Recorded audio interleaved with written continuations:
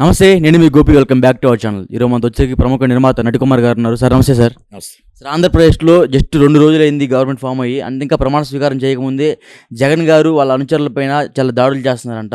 ఇందాక ట్వీట్ చేశారు, దానికి మీరేం చెప్తారు? అనుచరులు అంటే బొరుగడు అనిలా? అనుచరులు అంటే ఎవరున్నారు? అనుచరులు అంటే మరి ఇంకా ఉన్నారు కొంతమంది పెయిడ్ ఆర్టిస్టులు. నాకు తెలిసి వైసీపీలో అయితే ఎక్కడ లేరు. ఆంధ్రప్రదేశ్లో వైసీపీలో ఎవరు లేరు. కనుక ఒకటి అలా దాడులు చేయడం అనేది టీడీపీ నైజం కాదు, జనసేన నైజం కాదు. అలా దాడులు చేసేవారు ఎవరైనా ఉంటే టీడీపీకి సంబంధం లేని వాళ్ళు, జనసేనకి సంబంధం లేని వాళ్ళు. కనుక చట్టం ఎవరు చేతిలోకి తీసుకోకూడదు. జగన్మోహన్ రెడ్డి గారు అనుచరులు చేసిన అరాచకాలని టీడీపీ వాళ్ళు చేయరు, జనసేన వాళ్ళు చేయరు. చట్టంలో ఏదైతే ఉందో చట్టం ప్రకారం, లా ప్రకారం వాళ్ళ మీద ఏ విధంగా ఎలా మార్చాలి, ఎలా కేసులు ఉన్నాయి, ఏ విధంగా పెట్టాలి, వాళ్ళు చేసిన గతంలో చేసిన పోలీస్ ఆఫీసర్స్ ఏంటి, గతంలో చేసిన ఈ ఎంఆర్ఓలు ఏంటి, ఆఫీసర్స్ ఏంటి, ఆర్డీఓలు ఏంటి, ఏఈలు ఏంటి, ఏడీలు ఏంటి, డిపార్ట్మెంట్ ఎంక్వైరీస్ ఏంటి, ఇవన్నీ కూడా ఎవరైతే కార్యకర్తలను మా ఇబ్బంది పెట్టారో, కార్యకర్తలని అక్రమ కేసులు పెట్టారో, కార్యకర్తలని రోడ్డు మీద రౌడీజం చేశారో, వాళ్ళందరినీ కూడా చట్ట ప్రకారం చట్టరీత్యా చర్య తీసుకుంటారే తప్ప ఎవరిని కూడా ఏమీ తీసుకోరు. పాపం జగన్మోహన్ రెడ్డి గారికి తెలియదేమో, ఆంధ్రప్రదేశ్లో వైసీపీ కార్యకర్తలు ఎవరు లేరు. కానీ చంద్రబాబు నాయుడు గారు ఛాన్స్ ఇస్తే ఉన్న ఎమ్మెల్యేలు వచ్చేస్తారు, జగన్మోహన్ రెడ్డి గారు కానీ ఛాన్స్ ఇస్తే వచ్చేస్తారు. ఆల్రెడీ మీకున్న మాజీ ఎమ్మెల్యేలు, మాజీ మినిస్టర్లు అందరూ రావడానికి రెడీగా ఉన్నారు. కానీ అక్కడ ఆల్రెడీ ఖాళీ లేదు కాబట్టి మొత్తం టోటల్గా గేట్ బంద్ అయిపోయి ఉంది. గేట్ ఓపెన్ చేసి అందరూ రావడానికి మాజీ ఎమ్మెల్యేలు, మాజీ ఎంపీలు, మాజీ మొత్తం టోటల్గా జడ్పీటీసీ నుంచి ఎంపీటీసీ కార్యకర్త దాకా మీ పార్టీకి 4 మాత్రం మిగులుతారు. మీరు, మిథున్ రెడ్డి గారు, మళ్ళా ద్వారకానాథ్ రెడ్డి గారు, పెద్దిరెడ్డి గారు మిగులుతారు అసెంబ్లీకి. ఎంపీల్లో 4 కూడా మిగలరు. ఇప్పుడే నాకు తాజా వార్త అందింది, వైఎస్ అవినాష్ రెడ్డి గారు కూడా బీజేపీకి వెళ్ళిపోతున్నారంట. కంటే ఆ 3 ఆల్రెడీ రేపు లెటర్ ఇస్తున్నారని తెలిసింది నాకు. ఇప్పుడు వీళ్ళు కూడా వెళ్ళిపోతే 4 లెటర్ ఇచ్చి బీజేపీకి వెళ్ళిపోతున్నట్టే. ఇక ఆల్రెడీ మొత్తం టోటల్గా పార్లమెంట్ కాలి. అక్కడ ఆల్రెడీ ఒక బీజేపీ క్యాండిడేట్ ఉన్నాడు, విజయసాయి రెడ్డి గారు. ఆయన బీజేపీ క్యాండిడేటే. వైవి సుబ్బారెడ్డి గారు ఒక్కరే ఉన్నారు. అది కనుక ఆల్మోస్ట్ అందరూ వెళ్ళిపోయారు. మీరు 4 మిగులుతారు. కనుక మీ ప్యాలెస్, అక్కడ ప్యాలెస్ ఉంది, ఇక్కడ ప్యాలెస్ ఉంది, అక్కడ ప్యాలెస్ ఉంది. మీరు ఆల్రెడీ ఎవ్రీ వీక్ ఆల్రెడీ కోర్టుకు రావాల్సి వస్తుంది. స్టార్ట్ అవుతుంది నెక్స్ట్ వీక్ నుంచి. కోర్టు ప్రతి శుక్రవారం కోర్టుకు రావాలి, కోర్టుకు హాజరవ్వాలి. కానీ మీరు బిజీగానే ఉంటారు, ప్రాబ్లం లేదు. ప్రజలకు ఏ బాధ లేదు. ప్రజల కోసం మీరు చింతపడకండి. ప్రజల్ని చూసుకోవడానికి ప్రధాన ప్రతిపక్షంగా పవన్ కళ్యాణ్ గారు చూసుకుంటారు. ప్రజలను చూసుకోవడానికి అధికార పక్షంగా చంద్రబాబు నాయుడు గారు చూసుకుంటారు. ప్రజలకు ఏ ఇబ్బంది రాకుండా చూసుకోగలుగుతారు. రాజధాని అమరావతి రాజధాని ఇది మా రాజధాని అనే విధంగా కట్టి చూపించగలుగుతారు. పోలవరం నీళ్లు 2 సంవత్సరాల్లో ఇస్తున్నామని చూపించగలుగుతారు. అలాగే స్టీల్ ప్లాంట్ ప్రైవేటీకరణ ఆపగలుగుతారు. Railway zone, Visakhapatnam railway zone ఇదిగో వచ్చింది అని చూపించగలుగుతారు. రోడ్లన్నీ మొత్తం డెవలప్ చేసి మన వనరులు వచ్చి మా మొత్తం టోటల్గా సినీ హబ్గా విశాఖపట్నం తీసుకొచ్చి 32 కిలోమీటర్ల కారిడార్ని పూర్తి చేసి, అరకుని డెవలప్ చేసి, చింతపల్లి ఫారెస్ట్ని డెవలప్ చేసి, మొత్తం టోటల్గా సింహాద్రి అనే టెంపుల్కి మీరు ఏదైతే టోటల్గా ఇబ్బంది పెట్టారో అన్నీ కూడా మొత్తం తీసి డెవలప్ చేసి, ప్రధాన టూరిజంగా విశాఖపట్నం డెవలప్ చేసి, రాజమండ్రి కోనసీమగా డెవలప్ చేసి, విజయవాడ మాత్రం రాజధానిగా, అమరావతి రాజధానిగా, విజయవాడ హబ్గా, సినిమా షూటింగ్ హబ్గా, అలాగే మదనపల్లి, తిరుపతి మొత్తం టోటల్గా ఆధ్యాత్మ కేంద్రంగా, టూరిజం కేంద్రంగా అన్నీ కూడా చేసుకుంటూ Nellore Krishna port developing important and develop చేసే Krishna port, Gangavaram port, Bandar port మొత్తం అన్నీ పూర్తి చేసి, డెవలపింగ్ అంటే ఇలా ఉంటుంది. మొత్తం hitech city, Hyderabad hitech city కంట ఇది బ్రహ్మాండంగా ఉంటుంది అని చూపించగల సత్తా చంద్రబాబు నాయుడు గారికి, పవన్ కళ్యాణ్ గారికి ఉంది. మోడీ గారి ఆశీస్సులతో డెవలప్ చేయడానికి, స్టీల్ ప్లాంట్ ప్రైవేటీకరణ కాకుండా ఆపడానికి, మీరు ఆపలేకపోయినవి, మీకు చేతకానివి, మీరు ప్రత్యేకవాద రానివి, మీరు ఏదానికి మీకు ప్రత్యేక హోదా వస్తుంటారు మీరు చెప్పేది? ప్రత్యేక హోదాకి మాకు ప్రత్యేక హోదా కావాలా, లేకపోతే మాకు అన్ని ఏదైతే వనరులు ఉన్నాయో అవి కావాలా? మాకు ప్రత్యేక హోదా టైంలో మా మొత్తం రాజధాని డెవలప్ అవ్వాలా?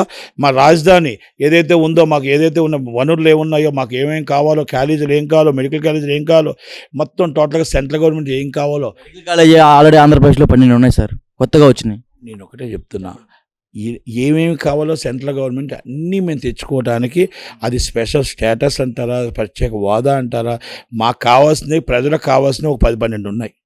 మాకు రాజధాని కావాలి, అమెరికా రాయబారి కార్యాలయం కావాలి, లండన్ రాయబారి కార్యాలయం కావాలి, దుబాయ్ రాయబారి కార్యాలయం, అన్ని రాయబారి కార్యాలయాలు మాకు ఆంధ్రప్రదేశ్లో ఉండాలి. మేము ఇంకో రాష్ట్రంలోకి వెళ్ళి మా పిల్లలు కాపలా కాయకుండా మా ఇంటర్వ్యూస్ అన్నీ ఇక్కడ జరగాల. అలాగే మాకు మొత్తం టోటల్గా ఏదైతే ఉందో మొత్తం పరిశ్రమలు రావాలా, ఎంప్లాయ్మెంట్ రావాలా. కనుక మా రాజధాని నెంబర్ 1 అవ్వాలా. మా స్టీల్ ప్లాంట్ అనేది ప్రైవేటీకరణ కాకూడదు.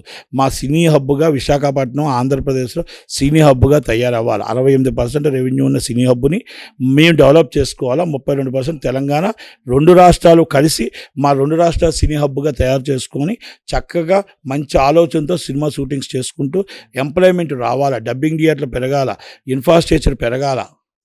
అవన్నీ పెరగడానికి ఏం అవసరమో చంద్రబాబు నాయుడు గారు సెంట్రల్ గవర్నమెంట్ నుంచి పవన్ కళ్యాణ్ గారు ఇద్దరు కలిపి అది డెవలప్ చేసుకోవడానికి డెవలపింగ్ కంట్రీ వస్తుంది.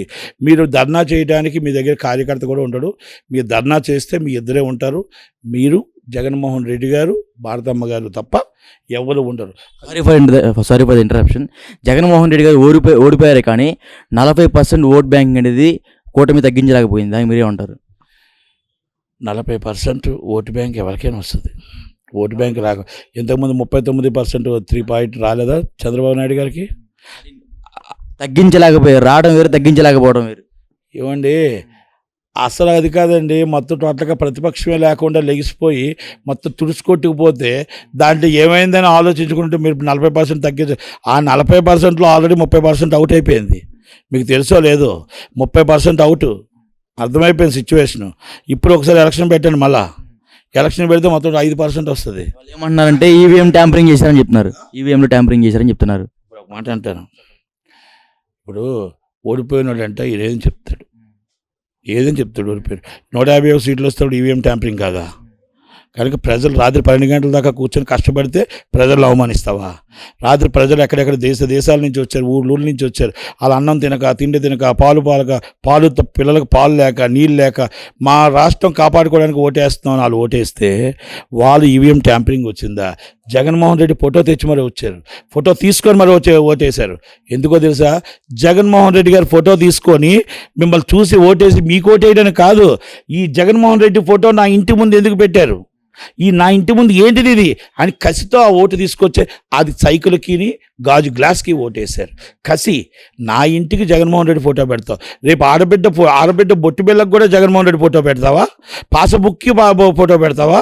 ఇప్పుడు నా పాస్బుక్కి కూడా నీ ఫోటో పెట్టారు. ఇదెక్కడ న్యాయం? ప్రతి దగ్గర ల్యాండ్ టైటిల్ డీడ్ కూడా తీసుకొచ్చి మాకు వచ్చి మా పిల్ల పెళ్లి చేసుకోవాలంటే ల్యాండ్ టైటిల్ ఎంఆర్ఓని అడగాలి, ఎంఆర్ఓ ఆర్డీఓని అడగమంటాడు, ఆర్డీఓ ఎమ్మెల్యేని అడగమంటాడు, ఎమ్మెల్యే అంటాడు ఈ సైట్ నేను ఈ రేట్ డిసైడ్ చేస్తున్నా, ఈ రేటుకి నువ్వు అమ్మే అంటాడు. ఇదా నీ న్యాయం?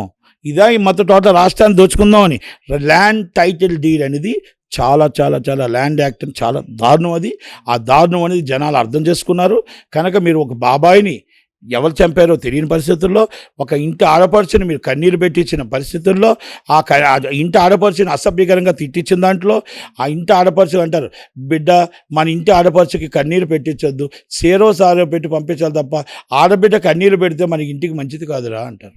ఎందుకో తెలిసిన, ఆ ఆడబిడ్డ కన్నీరు పెడితే మన ఇంటికి మంచిది కాదు, ఆ తల్లికి కన్నీరు పెడితే మన ఇంటికి మంచిది కాదు. ఆ ఉసిరి మీకు తగలలేదా? ఎంతమంది ఆడపిల్లలు కన్నీళ్ళు పెట్టుకున్నారు, ఎంతమంది అక్కల కన్నీళ్ళు పెట్టుకున్నారు, ఎంతమంది చెల్లెలు కన్నీళ్ళు పెట్టుకున్నారు, ఎంతమంది ల్యాండ్లు మీ వాళ్ళు కబ్జా చేస్తుంటే ఎంఈవి సచిన దాచుకుంటూ ఉంటే ఆమె ఆడబిడ్డ ఎంఈవి సత్యనారాయణ గారి భార్య 48 గంటలు నరకయాతన అనుభవించిందే. అది ఎంఈవి సత్యనారాయణ గారికి కానీ మీకు కానీ కూడా పట్టలేదు, సింపుల్గా తీసి పారేశారు. మా ఆవిడనే కదా కిడ్నాప్ చేశారని ఆయన, ఓకే మా పార్టీ మనిషినే కదా కిడ్నాప్ చేశారు. ఒక ఆడబిడ్డగా మీరు ఆమె ఎంత నరకయాతన అనిపించిందో, ఎంత బాధ అనిపించిందో, ఎంత కష్టం అనిపించిందో ఆమె మనసులో ఆమెకు తెలుస్తుంది.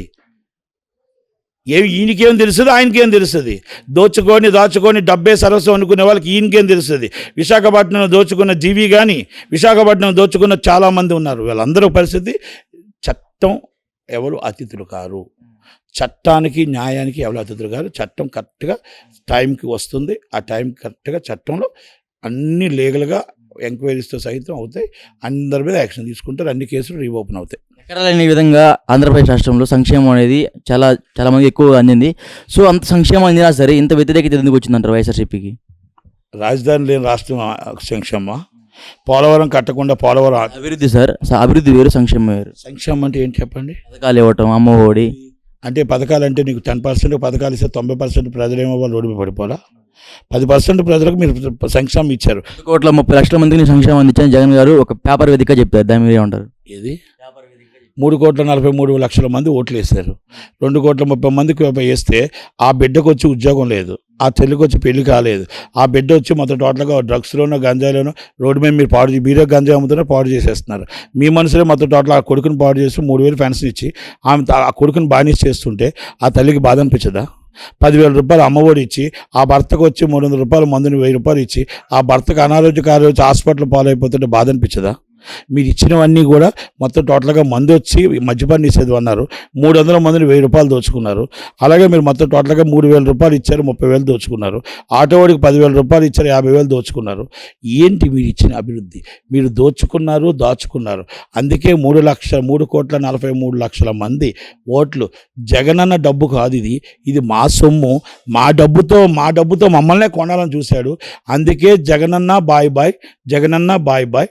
ఇంకా నీకు చాలన్నా నీ పాలన, ఇంకా వద్దన్నా నువ్వు ఇక్కడి నుంచి వెళ్ళిపో అన్నా, ప్లీజ్ అన్నా, నీకు ప్రతిపక్ష హోదా కూడా వద్దన్నా, హైదరాబాద్ వెళ్ళిపో అన్నా, లేదా బెంగళూరు వెళ్ళిపో అన్నా అని స్వీట్గా నీట్గా మాకంటూ ఒక ఆయుధం వస్తుంది.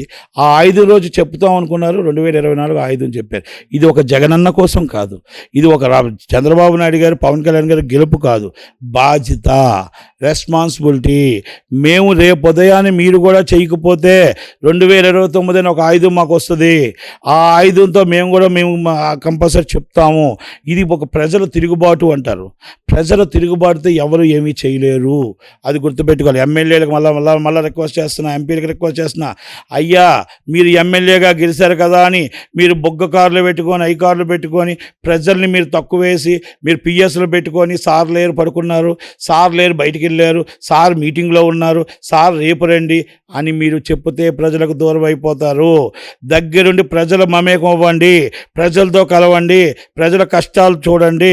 మీరు మినిస్టర్లకు చెప్పండి, మినిస్టర్లు అందరూ చీఫ్ మినిస్టర్ గారికి చెప్పండి, మీరు అసెంబ్లీలో నిలదీయండి. మీ నియోజకవర్గమే మీ అభివృద్ధి, మీ ప్రజలు మీతో పాటు ఉంటేనే మీరు మళ్ళీ గెలుస్తారు. లేదు అనుకుంటే 5 సంవత్సరాల తర్వాత వాళ్ళకి ఆయుధం వస్తుంది, ఆ ఆయుధంలో మళ్ళీ మిమ్మల్ని ఓడిస్తారు అని మాత్రం గుర్తుపెట్టుకోండి. పిఎస్ల వల్ల మనం ఓడిపోతాం, మన జీవితాలు నాశనం అయిపోతాయి. ఈ పిఎస్లు నమ్మొద్దు, మీ పర్సనల్గా ప్రజలతో మమేకం అవ్వండి. దయచేసి ఎంపీ వారంకి ఒక చుట్టైనా జనాల్లో కలవండి, ఎమ్మెల్యేలు రోజుకి 1 గంటైనా జనాలు కలవండి, జనాలతో మమేకం అవ్వండి. నా పర్సనల్గా రిక్వెస్ట్ చేస్తున్నాను అందరికీ. Thank you. Okay sir, thank you sir.